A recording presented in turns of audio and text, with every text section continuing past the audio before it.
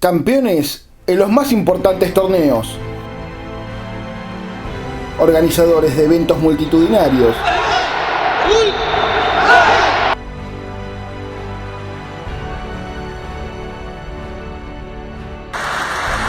Llevados a cabo en grandes escenarios. Siempre para poder moverlo a él, resorte. Clases dirigidas a toda la sociedad.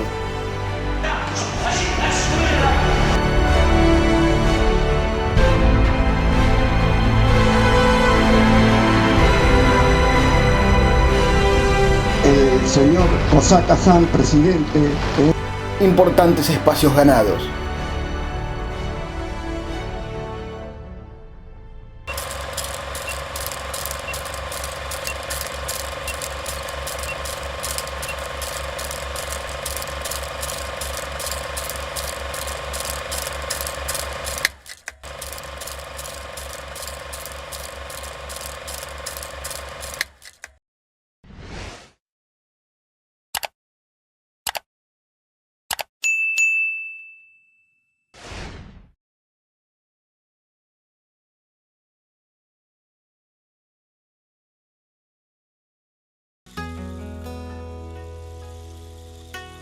Cuando se habla de los orígenes del karate en la Argentina, la historia comienza en 1959. Sin embargo, la realidad es mucho más antigua. La llegada del karate a nuestro país estuvo estrechamente ligada a la inmigración japonesa y especialmente a los inmigrantes provenientes de Okinawa. Todo comenzó a principios del siglo XX. En 1908, el barco Kasatomaru partió desde Japón transportando los primeros inmigrantes que viajarían hacia Sudamérica. Su destino principal era Brasil, pero durante la travesía, 160 de sus 780 pasajeros desembarcaron en Buenos Aires. Aquel hecho marcó el inicio de una corriente migratoria que, aunque mucho más reducida que la de Brasil o Perú, continuó creciendo lentamente durante las décadas siguientes.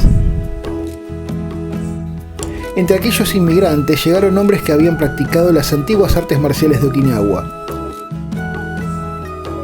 Sus nombres aparecen dispersos en diarios personales, registros migratorios y testimonios conservados por la colectividad japonesa. Entre los más citados figuran Kamei Sato, llegado en 1927, su hermano Kaminaga Sato, inmigrante de 1930, y Zenichi Chinen, quienes décadas antes de la llegada oficial de karate ya practicaban y difundían estas disciplinas dentro de la comunidad okinawense radicada en el país.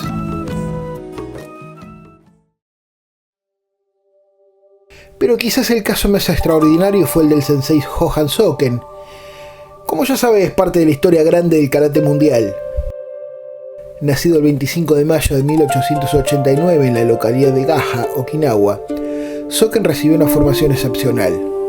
Estudió bajo la influencia de Nabe Matsumura y profundizó sus conocimientos de Kobudo con Kometsu Ushi no Tanmei, heredero de antiguas tradiciones vinculadas al legendario Sokon Matsumura. Según relatos conservados en Okinawa, su amigo Chotoku Bukian y su discípulo Senryo Shimabukuro habían considerado emigrar junto a él hacia Sudamérica, pero finalmente desistieron de hacerlo y permanecieron en su tierra natal. Y fue así que el 1 de febrero de 1926 arribó a la Argentina al bordo del Panama Maru, procedente de Kobe. Durante casi 3 décadas, trabajó como fotógrafo y posteriormente en una tintorería, donde aprendió el idioma español y se integró plenamente a la vida de su nuevo país. Aunque lejos de los grandes centros marciales de Okinawa, nunca abandonó la práctica. En reuniones familiares y encuentros de la colectividad japonesa, realizaba demostraciones de karate y kobudo. También enseñó a un reducido grupo de alumnos, conocido por los apellidos de Kana, Mitake, Higa y Misugi. Aquellas clases, discretas y desconocidas para el público argentino, constituyen uno de los antecedentes más antiguos documentados del karate practicado en nuestro país. La primera demostración pública registrada ocurrió el 14 de junio de 1932. Ese día, durante la inauguración de la filial japonesa de Córdoba, Kamei Asato realizó una exhibición de karate Isai ante los asistentes. Y 3 años más tarde, en 1935, los hermanos Kamei y Kaminaga Asato protagonizaron un acontecimiento aún más significativo. En el gimnasio del Club Gimnasia de Esgrima de Córdoba, ofrecieron demostraciones de karate, bujutsu y sai, abiertas no solamente a la colectividad japonesa, sino también al público argentino. Por primera vez, estas disciplinas abandonaban el ámbito cerrado de la inmigración para presentarse ante la sociedad argentina. Y el evento contó con la participación de Hoshi Kipei, expresidente de la Asociación Japonesa de Córdoba, quien actuó como intérprete y comentarista para explicar al público aquellas extrañas técnicas provenientes de Okinawa. El 6 de diciembre de 1936 tendría lugar otro hecho histórico. Durante una celebración oficial de la comunidad okinawense realizada en Luis Guillón, provincia de Buenos Aires, se llevó a cabo una demostración pública al aire libre, en la que participaron los hermanos Asato y Seinichi Chinen.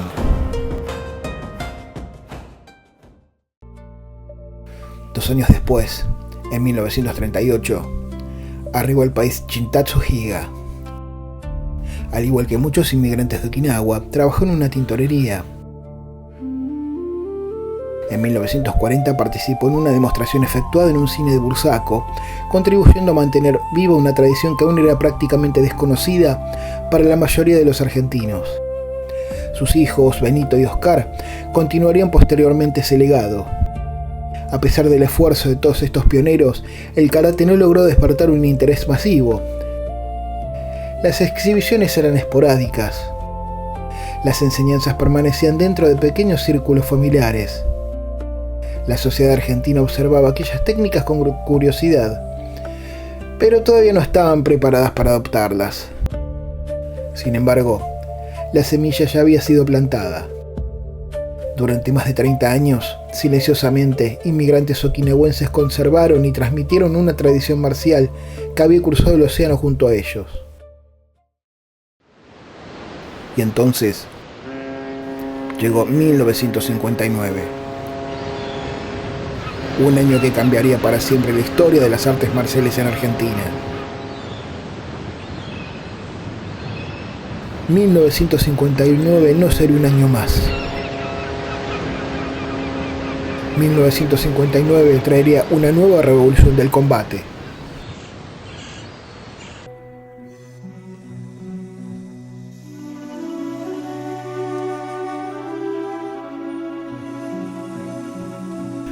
Corría marzo de 1959, cuando el sensei Soei Miyasato decidió emigrar a la Argentina junto a su esposa e hijos.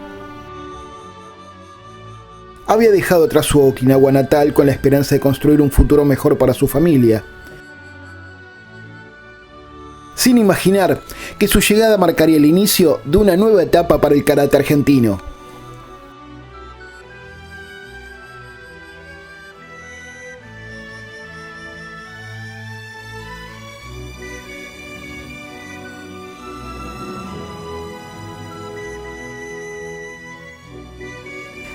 Nacido el 30 de marzo de 1928 en Nishihara, Okinawa, Miyasato había practicado desde joven karate Sito-ryu y boxeo.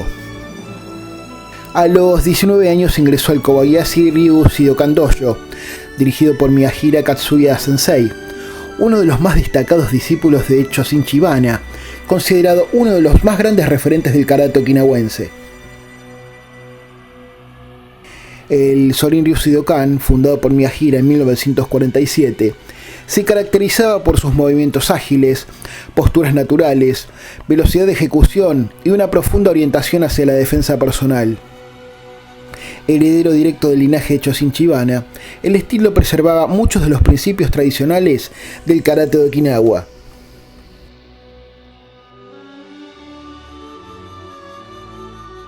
Tras años de intenso entrenamiento, Miyasato recibió en 1955 el grado de tercer dan, pero su vocación trascendía la práctica marcial.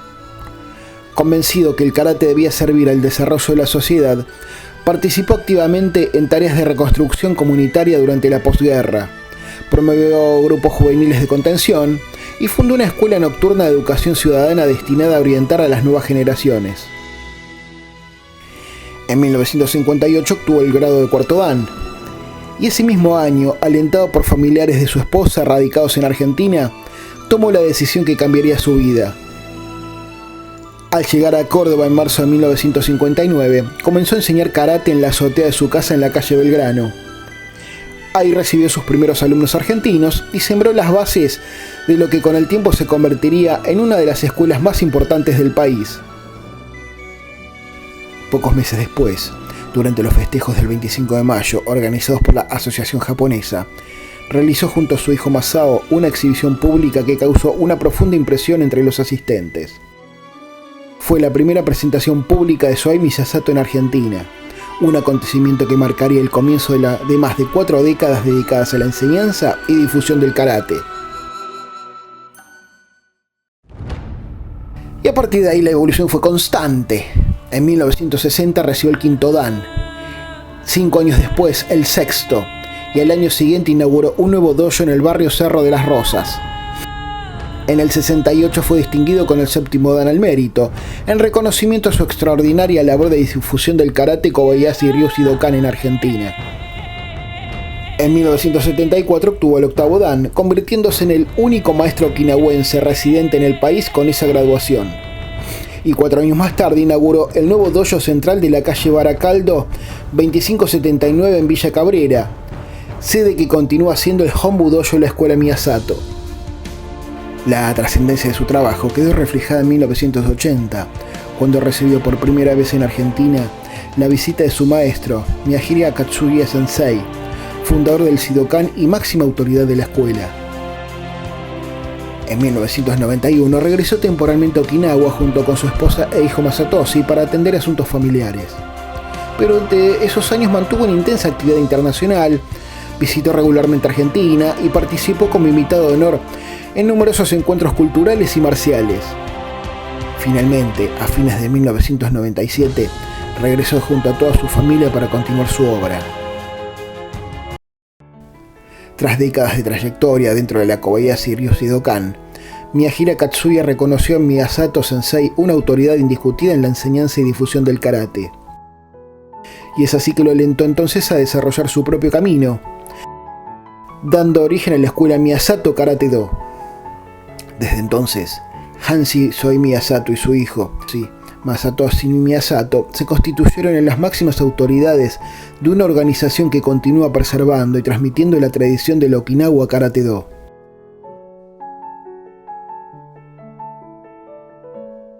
A lo largo de su vida, Miyasato Sensei sostuvo una misma convicción: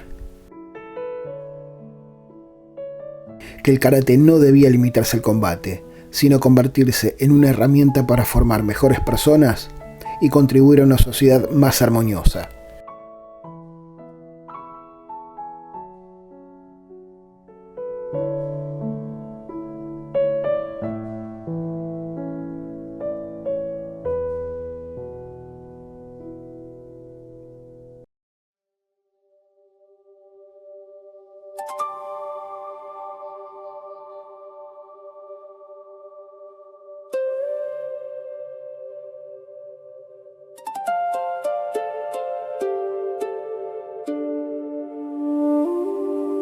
Estudioso incansable del karate en todas sus dimensiones,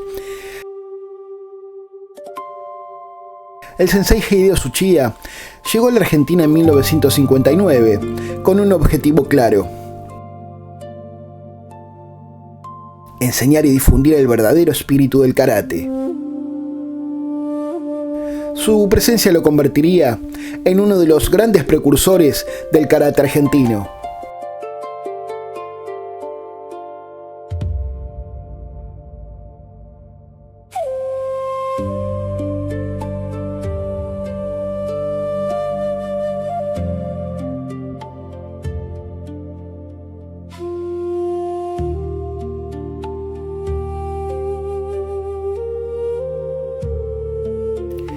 Gracias al maestro de judo Yoriyuki Yamamoto, comenzó a impartir clases en el mítico Instituto Argentino de Judo.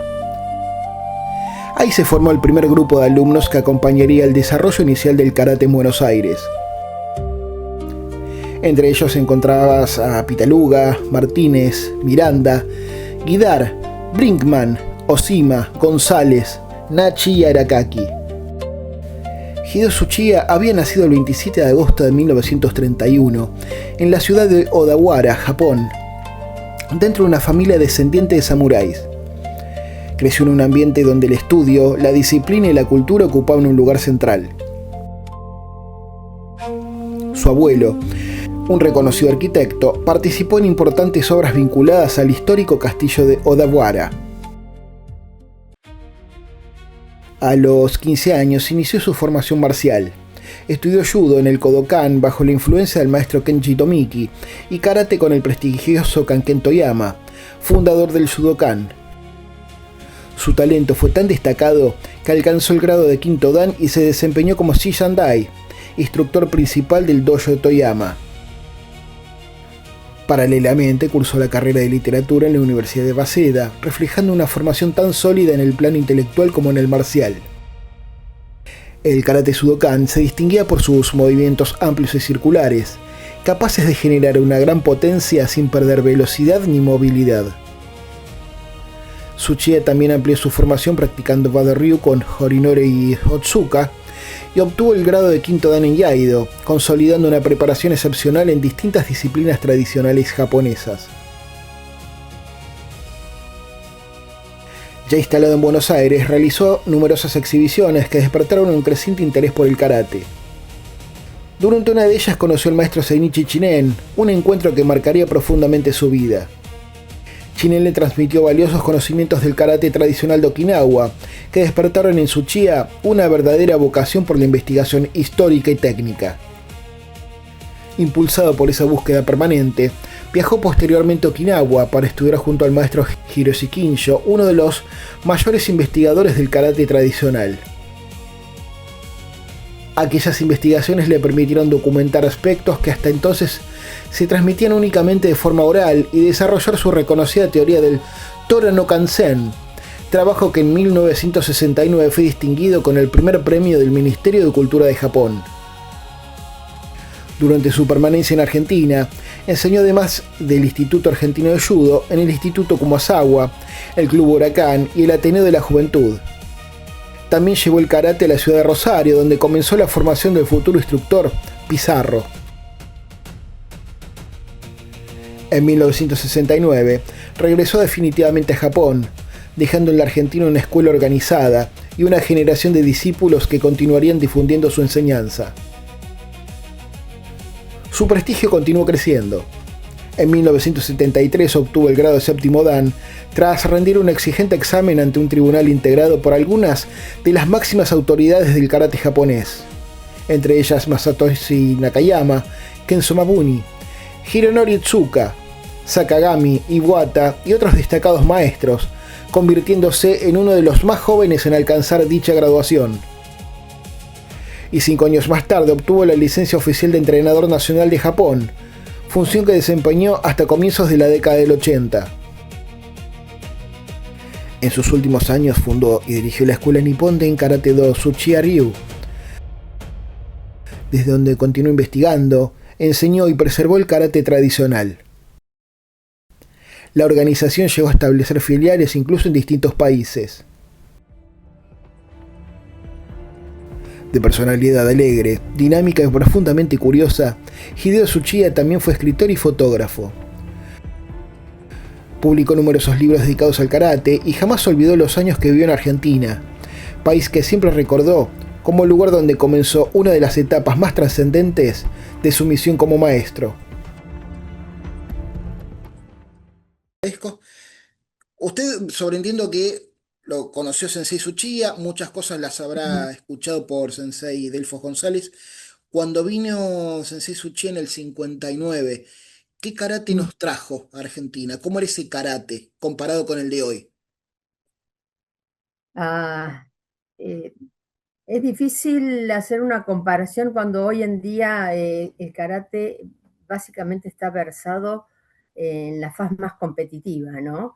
Era un karate más tradicional, más enfocado por ahí a la aplicación del karate. Ellos tenían la ventaja de que allí en Japón estaban los maestros todos cercanos, entonces hasta por ahí, desde el punto de vista de los estilos, el karate era un poco más amplio, porque iban a aprender con los maestros de otro estilo a través de cartas de recomendación de sus propios maestros, otras características u otros kata de otros estilos. Eh, a ver si entendí bien, quizás cuando él vino a Argentina era más dedicado al kata, quizás, en la clase. Si hablamos de una clase de Eh, Sensei Suchi de esa sí, época. no estrictamente al kata, sino al bunkai, pero aplicado de otra forma, no en la forma deportiva como se entiende o como se ve mucho ahora, ¿no? Que el bunkai tradicional, aplicando una variedad muy importante de técnicas y de aplicaciones a partir de las kata, hoy no se ve mucho. Es verdad. Sí, sí, es verdad. ¿Y cómo era él fuera, el Sensei Tsuchiya, fuera del dojo? ¿Cómo lo podemos hablar con el paso del tiempo? Sé que él amaba Argentina, le gustaba mucho el tango, tengo entendido. Sí, mucho. Sí, sí, sí, muchísimo. Le gustaba el tango. Sobre todo, bueno, a la señora de él le gustaba mucho Argentina. De hecho, ella era traductora oficial del japonés español. eh, y fue, creo, uno de los importantes personas que hicieron que Suchiya-sen se viniera a la Argentina, ¿no? Porque ella amaba profundamente todo lo que era Argentina y el idioma español. Y entiendo que vino con un bagaje bastante interesante Sensei Tsuchiya de lo que es el arte marcial. Además de su gran experiencia en karate, él sabía Yodo y sabía Iaido. ¿Él lo mostraba alguna vez en clase o era reservado en ese sentido? No, era bastante, por ahí hacía algún comentario en alguna aplicación o hacía referencia de que esta técnica o esta aplicación viene del Yaido o del Yo, incluso él había practicado judo también Ajá. con un maestro muy reconocido de Japón que se llamaba Tomiki, Sí, y él Kenji había... Toki, Ujú. que luego se Así puso que el Aikido, sí, sí.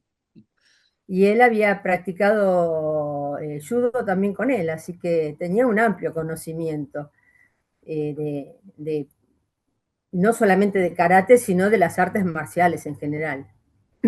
Y Era el quinto dan de Kendo y de Yaido y de Yodo. No sé quiénes fueron sus maestros.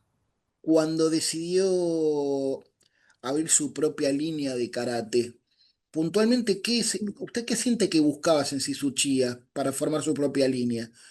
¿Cuáles eran sus ideas como practicante, no? Él buscaba los orígenes, estudiaba mucho, investigaba mucho cuál era la verdadera forma, porque convengamos que con el transcurso del tiempo los maestros van modificando lo que reciben y lo van adaptando a su pensamiento, a su forma de ver el arte marcial o el karate. Y él buscaba siempre cuál era el origen, o sea, este maestro lo modificó, pero ¿cuál era el origen? ¿De dónde venía? Él profundizaba y buscaba mucho cuál era el origen de la técnica, de la kata, eh, y en eso era muy perfeccionista y muy exigente. Bien, y como última pregunta, puntualmente a usted, ¿qué siente que le dejó el Sensei Tsuchiya? Bueno, yo tuve bastante contacto con él, ¿no? Él estuvo eh, eh, 3 veces aquí en Argentina, después de que regresó a Japón, que fueron en el 96, en el 2006 y en el 2010, si mal no recuerdo. Y, pero además yo fui 6 veces a Japón y estas 6 veces que fui conviví en su casa, en el dojo, durante un mes de tiempo generalmente. A veces he ido con alumnos y a veces he ido con Sensei González y alumnos también.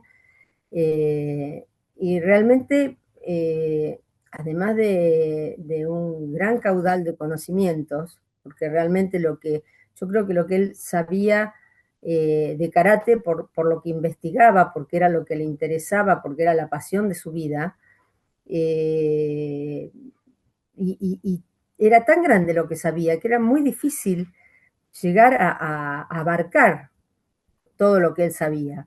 Creo que quedaron muchas cosas por el camino, lamentablemente, pero tenía un gran caudal de conocimientos y además él, por lo menos en mi caso personal, lo transmitió siempre con mucha generosidad y con mucha exigencia también, ¿no? Eso estaba siempre presente en él. Entonces, y realmente yo tuve realmente un vínculo de mucho afecto con él y con su señora. ¿Cómo era el karate que trajo? Bueno, el karate que trajo Tsuchiya es un karate tradicional. Por eso el estilo se llama karate tradicional del Japón. Viene, digamos, del origen, viene del señor o sensei Shokon Matsumura, que después le enseñó al sensei Anko Itosu, que le podemos llamar a Anko Itosu el maestro del karate moderno. A su vez le enseñó al señor Kanken Toyama y luego Tsuchiya Sensei comenzó a practicar a los 15 años. Técnicamente, ¿cómo se lo podría describir? Depende del estilo y de las escuelas. Hoy la mayoría de las escuelas están concentradas mucho en el deporte, porque es la forma moderna de practicar karate, y además porque el deporte genera alta difusión, es un gran elemento de marketing para poder trabajar. Pero el karate de Tsuchiya Sensei es muy tradicional, se basa en la velocidad y en la precisión de los movimientos. Ahora bien, también por supuesto se hace karate deportivo. Hoy nuestros jóvenes están compitiendo, no es el nudo, no es el centro. Es un karate donde lo más valioso es mantener la tradición de los movimientos, de las katas, y hay un marcado acento en la velocidad. La velocidad para combate, en la velocidad de ejecución, en la velocidad de los movimientos y en la seguridad de los mismos, ¿no? ¿Cómo podría describirnos al Sensei Tsuchiya? Ya sea dando una clase y ya sea en lo personal. Bueno, totalmente distinto en un lugar que en el otro. Como nosotros somos extranjeros para los japoneses, entonces el trato era de mucha paciencia porque, por supuesto, desconocíamos la tradición del Japón y desconocíamos la forma de relacionarse que tienen los japoneses entre sí. Entonces él era muy, muy tolerante con algunos errores que podrían llamarlos éticos, pero era una persona extremadamente extrovertida, muy extrovertida. En la práctica de karate era tremendamente serio, tremendamente exigente, diría yo que muy duro, casi imposible de aguantar la práctica con él, porque tanto en el entrenamiento como en el combate, como en la corrección técnica, nos volvía locos, primero para que pudiéramos entender lo que él quería que hiciéramos, y después hacer con él era muy duro, sus brazos y piernas eran caños directamente, caños de hierro que te golpeaba. Entiendo que con los años abrió su propia escuela, su propia impresión de lo que es karate, el Sensei Tsuchiya. ¿Qué diferencias nos podría hacer notar del karate de cuando él está bajo Sensei Toyama a lo que fue su propio karate? Tsuchiya Sensei él trabajó con varios maestros más, que por supuesto con conocimiento de Toyama, pero él practicó el Shito Ryu con el maestro Ibata, con Boyu Ryu con el maestro Akamine, practicó con el maestro Sakagami.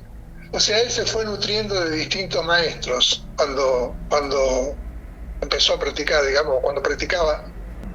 al ser graduado universitario, nada menos que en literatura japonesa, y sabía leer y hablar mandarín, él pudo estudiar en profundidad toda la vertiente cultural que vino de China a Japón, a Okinawa primero, y entonces él fue estudiando y practicando, porque él practicaba de lunes a lunes. Toda su vida, lo único que hizo en su vida fue practicar karate.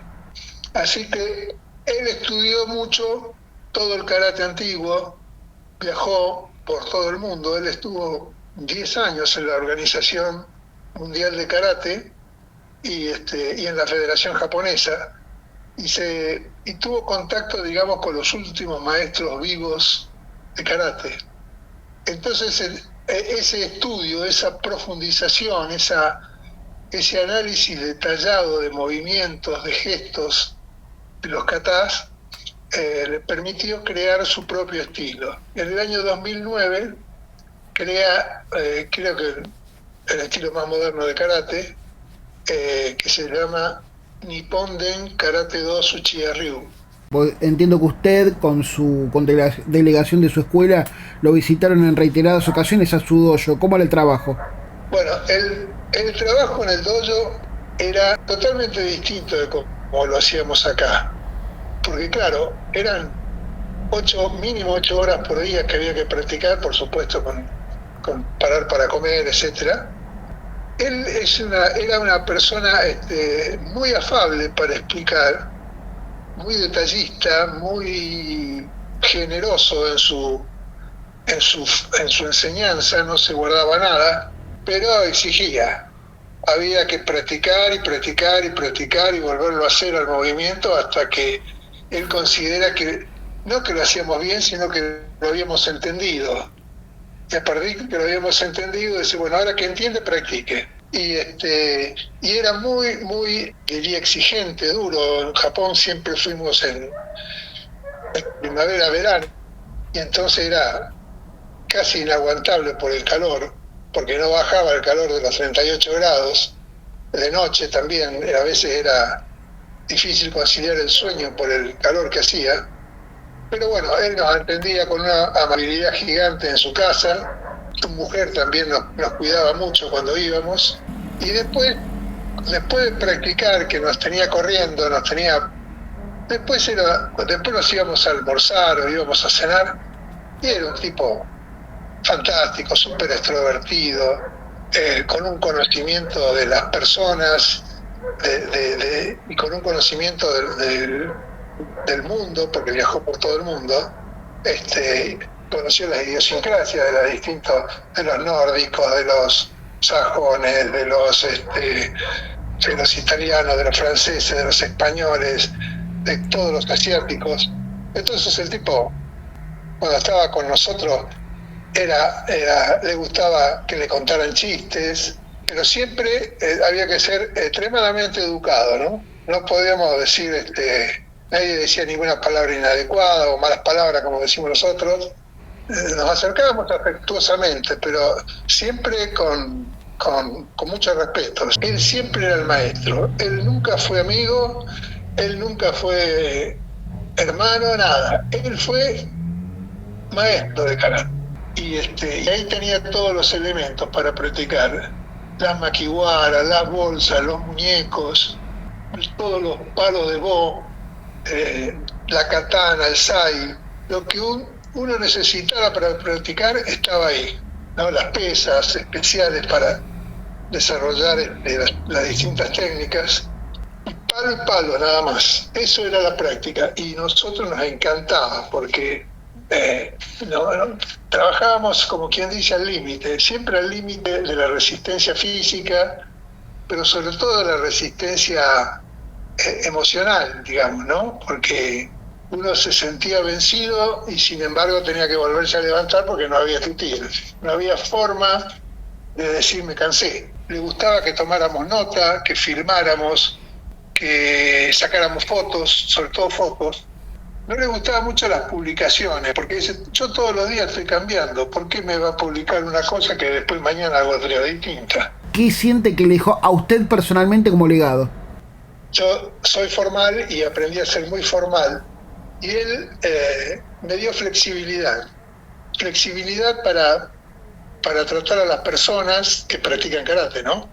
Flexibilidad para enseñar, el criterio de observación de los movimientos, de cómo poder ayudar a la gente a hacer las cosas, de cómo poder aprender yo, y una paciencia infinita para poder lograr el objetivo. Su objetivo siempre fue el alumno. Tenía que aprender el karate de él, no cualquier karate, ni ninguna forma que uno inventara. A mí me dio una tranquilidad enorme, porque el karate que uno aprendió al principio de su vida era un karate, diría yo, pequeño. En cambio, usted nos hizo entender y vivir un karate gigantesco, o sea, entender el karate como un universo en movimiento. No solo un universo en movimiento, sino en constante transformación. Como decían los antiguos, en camino hacia la columna de Hércules. Pero esa forma de ver karate tan grande, era un estímulo íntimo y intelectual y personal enorme.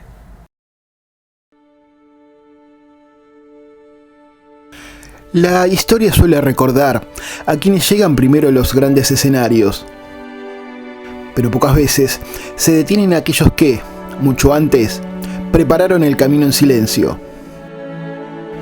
El karate argentino no nació de un día para el otro.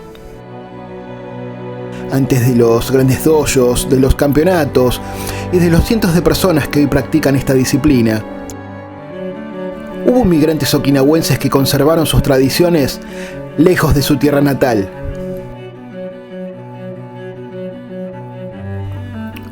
Hohanzoken,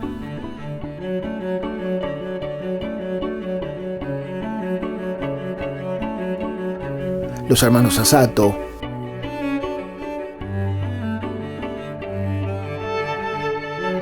Shinichi Chinen,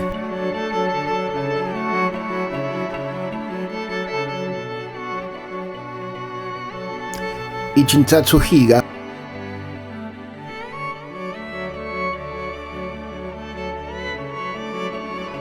mantuvieron viva una llama que apenas era conocida fuera de su comunidad. Su legado fue discreto, casi invisible, pero sin ellos, la historia habría sido distinta. Y entonces llegó 1959.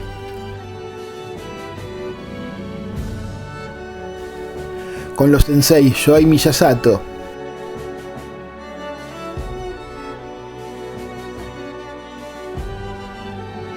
y Hideo Tsuchiya,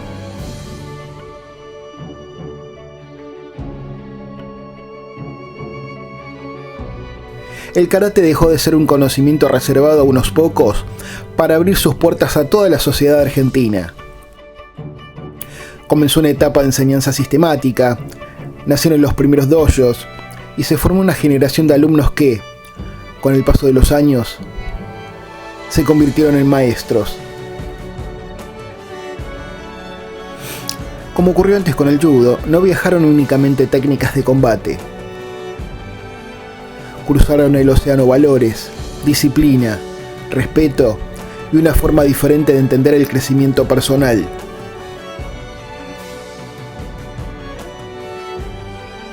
Hoy, más de medio siglo después, cientos de argentinos practican karate sin imaginar que todo comenzó con el sueño de unos pocos inmigrantes y con el coraje de dos maestros que decidieron emprender un largo viaje hacia un país desconocido. El karate no llegó a la Argentina para enseñar a pelear. Llegó para enseñarnos a superarnos. Y esa es la mayor victoria que dejaron aquellos pioneros.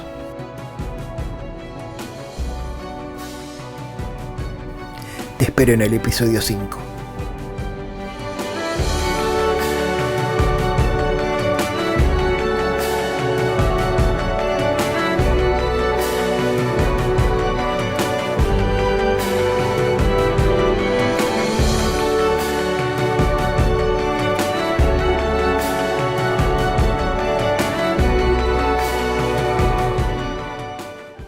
Te ¿Te gustó el video? Entonces suscríbete, dale like, comentalo, compartilo y por sobre todo ayúdame a seguir creciendo con el canal.